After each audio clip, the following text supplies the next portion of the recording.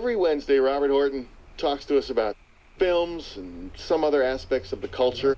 We're talking about the, what number is this, SIFF? 37th, they say. 37th. For me, that's why I love just the idea of the film festival. Right. I mean, how many times will I see a film from Chad or Georgia? Not very often. Yeah.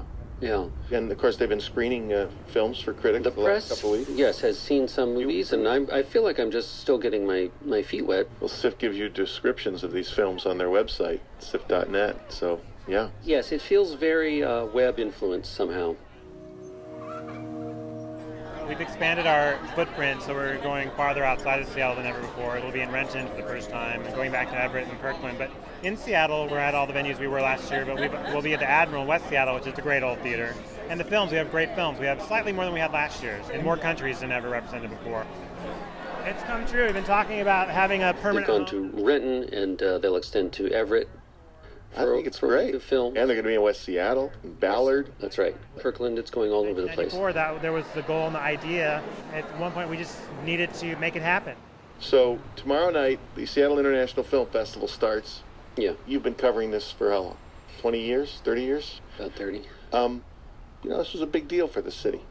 Yeah. There is a special tribute this year to none other than Ewan McGregor.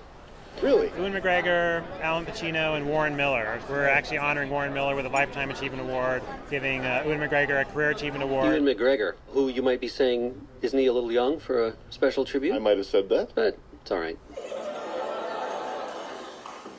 Well, I won the Oscar. And Al Pacino will be here with a special event in connection with the Seattle Theater Group at the Paramount Theater closing weekend. It's an evening whiz, so he'll be doing any number of things. It'll be sort of a pseudo-performance / conversation, opportunity to ask questions with the audience. I got loose, and then you realize, because the residue is over a couple of weeks.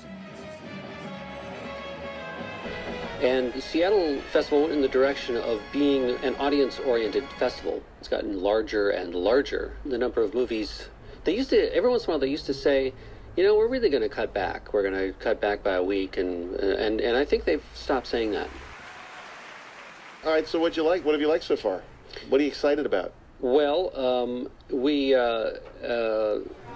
very excited about the opening and the closing films. The closing film is Life in a Day, which is this amazing omnibus film. 80,000 people contributed pieces from one day, and they took the best ones, edited this amazing sort of arc of a day in the life of the world. All real stories, heartbreaking stories, funny stories. Is it overwhelming? Does it become a little overwhelming for the critic? Yes, I'm sure I sound that way. You've already forgotten. It's not the easiest thing to sort of keep all the names in mind and all that. But that's the challenge. It's a professional challenge, Steve, and I hope I'm up to it.